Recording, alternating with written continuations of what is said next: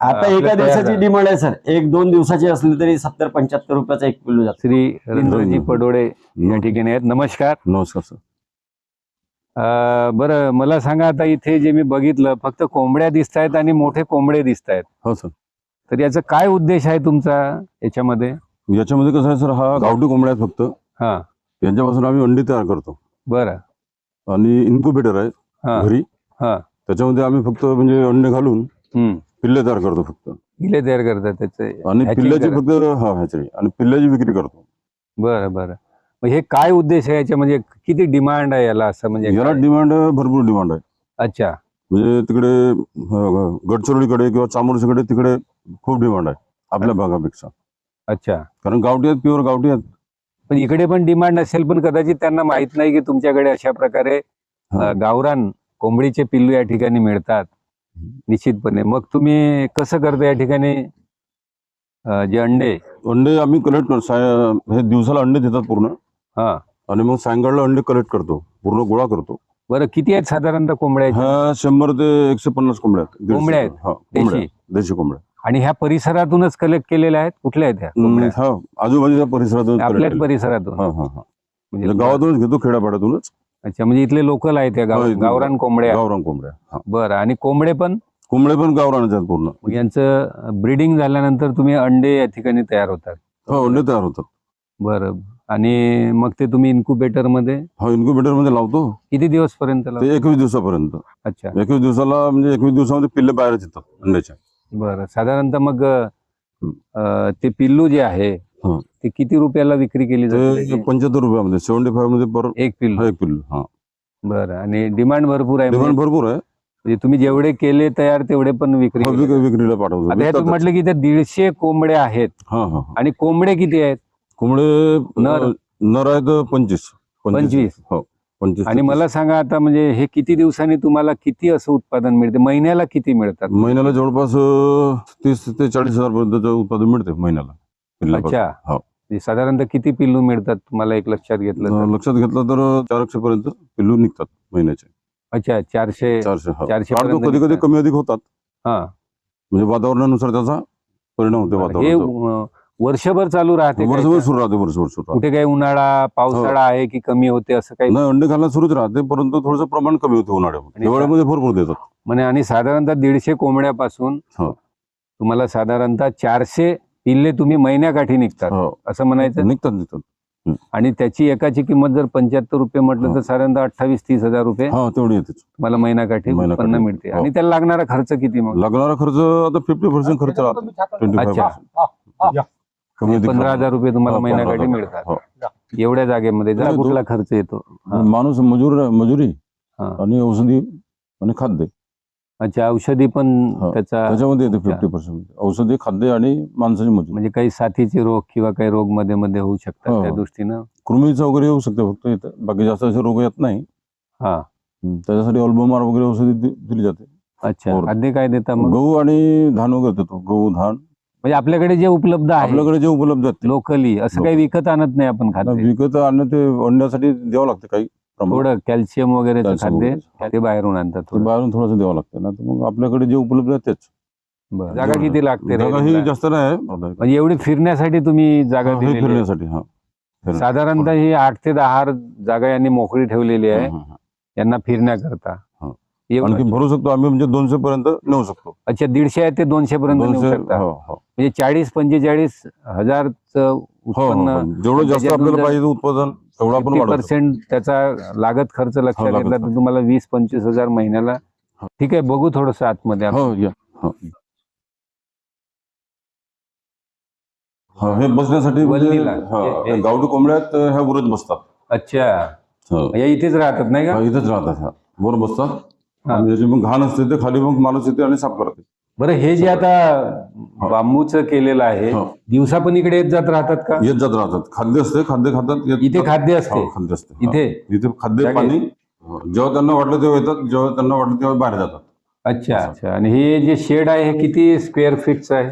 हे आहे 17 bye 30. 17 bye 30 फूट. मग तुम्ही आता परत त्याच्यामध्ये जे 150 आहेत ते तुम्ही परत वाढवणार? इथे बराच तुमचा स्कोप दिसतो याच्यामध्ये, चांगलं. मोठी जागा आहे, जास्त 500 स्क्वेअर फीट आहे. हो हो हो तर हे तुम्ही पुढे वाढवणार भविष्यामध्ये? बिलकुल वाढवणार 100%.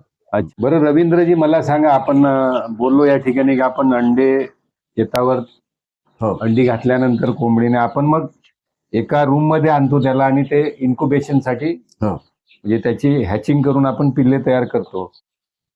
तर मग हे कुठं ठेवतात, कशा प्रकारे ठेवतात, काही याच्याबद्दल माहिती सांगता येते? हो हो तर हे आम्ही कलेक्ट करतो अंडे. बरं बरं. पहिल्यांदा तिथे शेतामध्ये हे कोंबड्या आहेत, हा. ते अंडे घालतात. अंडे घातल्यानंतर दररोजचे अंडे आम्ही कलेक्ट करतो बरं बरं. 15 ते 20 दिवसापर्यंत, 15 दिवसापर्यंत जास्त. अच्छा, 15 दिवसापर्यंत. त्याच्यानंतर मग जास्त झाले समजा 100 म्हणजे 15 दिवसापर्यंत किती अंडे तयार होतात साधारणतः तिथं? 15 दिवसानंतर 100 होतात किंवा अच्छा. 140 पर्यंत म्हणजे जातात. तो लॉट जो 150चा असेल तो तुम्ही इकडे घरी हो, आणता? तो घरी आणतो आम्ही, मग इन्क्युबेटर मध्ये घालतो. बरं बरं. आता मला सांगा, हे तुम्ही सुरुवात कशी केली, म्हणजे याच्या सुरुवात तर कशी? हा सुरुवात विषय जो हे आहे. आमचे लहान बंधू आहेत सुरेशजी पडोळे, बरं बरं बरं. तर सविस्तर मार्गदर्शन नमस्कार. म्हणजे हे सांगतील. अच्छा. सुरेशजी, मला एक सांगा, आता ही शेती करत असताना एक जोडधंदा म्हणून या ठिकाणी तुम्ही सुरू केलेला दिसतो, म्हणजे संकल्पना तुम्हाला कुठून मिळाली? सर पहिले सुरुवातीला तसं माझे ट्युशन क्लासेस आहेत हा. आणि सोबतच शेती पहिले करत होतो मी. हम्म. आणि आमच्याकडे गाईचा व्यवसाय होता. थोडंसं तो हेवी काम होता, लेबर मिळत नव्हते. तर मग मला वाटलं का नाही, हा काम काही आपल्याच्यानं झेपत नाही. अच्छा. आता प्रत्यक्ष जो करतो त्याच्यासाठी तो ठीक आहे. मग असं वाटलं की नाही, आपण कोंबडी कुक्कुटपालन यांचा म्हणजे माझ्या व्यवसायामध्ये खूप मोठा वाटा, सिंहाचा वाटा. बरं, बरोबर आहे. मोठे भाऊ त्यांचा आहे. हात असल्याशिवाय मी काय करू शकत बरोबर आहे. आणि मग असं वाटलं का नाही, आम्ही बसलो दोघेही भाऊ आणि तिघेही भाऊ. हा, ते हा. आता रिटायर झाले, बरं बरं. हे 2 वर्षापूर्वी रिटायर झाले. अच्छा. तर व्यवसायाला खर्च कमी आणि उत्पन्न जास्त कुठे भेटे आणि त्रासही कमी असला पाहिजे. हम्म.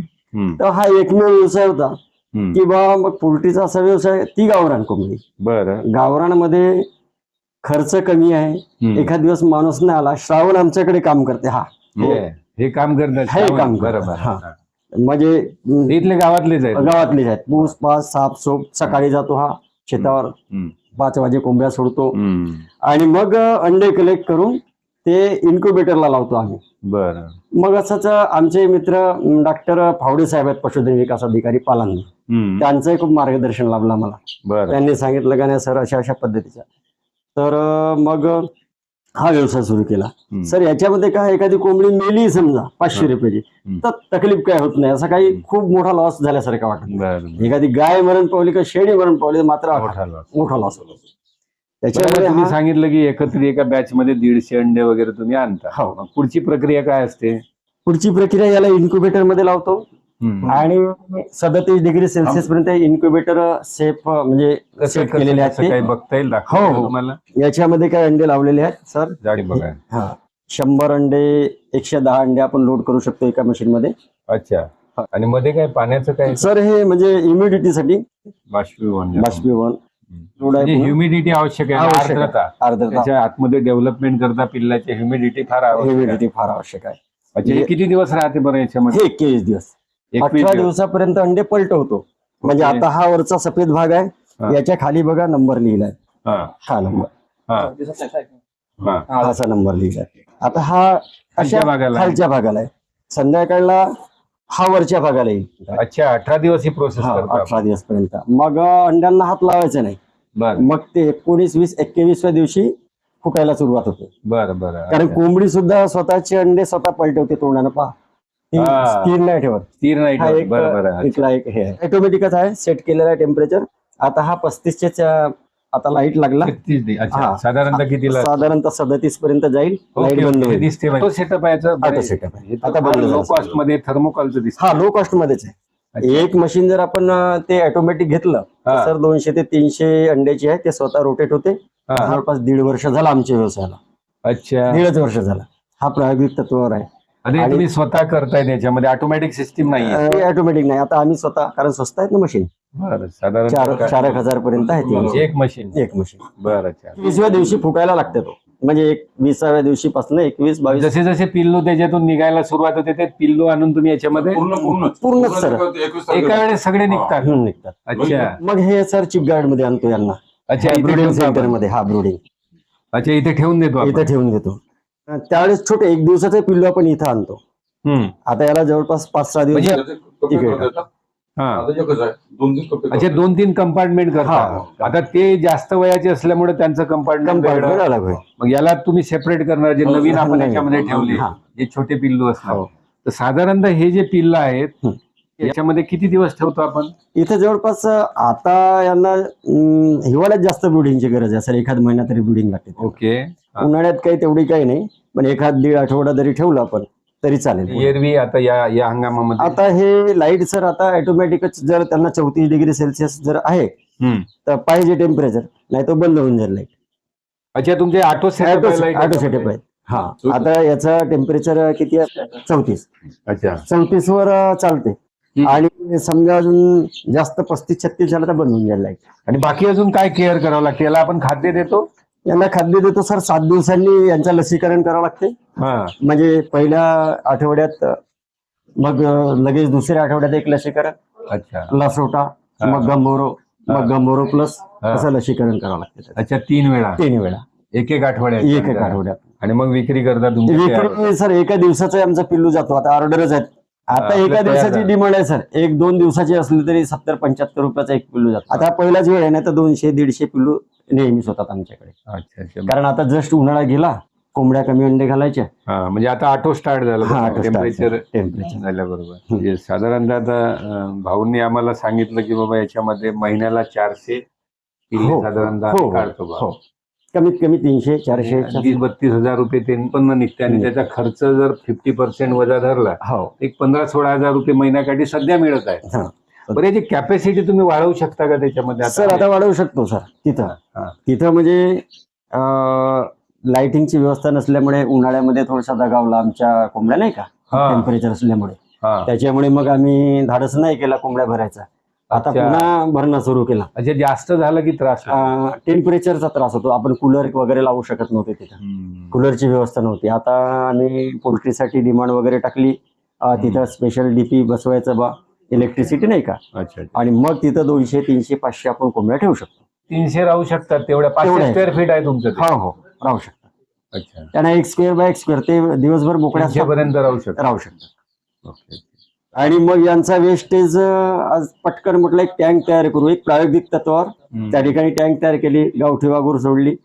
आणि मग हा यांचा जो खाद्य वगैरे सांडला राहतो टँक तयार केलेला आहे मच्छीचा, यांचा तो तिथले विष्टा तिथं त्यांच्याकरता खाद्य म्हणून होईल. आता त्याचा रिझल्ट पाहू पुढे. म्हणजे ज्याला आपण इंटिग्रेटेड फार्मिंग सिस्टीम म्हणतो, की शेतातलं वेस्ट शेतातच दुसऱ्याला वापरायचं, ते रिसायकल करायचं आणि त्याचा उपयोग करून कमीत कमी खर्चामध्ये वेगवेगळ्या गोष्टी करायच्या. खर्च आपल्याला सेव्ह करायचा आहे. इन्फ्रास्ट्रक्चरवर जरा जास्त खर्च आहे सुरुवातीला. छान उपक्रम आहे. धन्यवाद. नमस्कार. थँक्यू.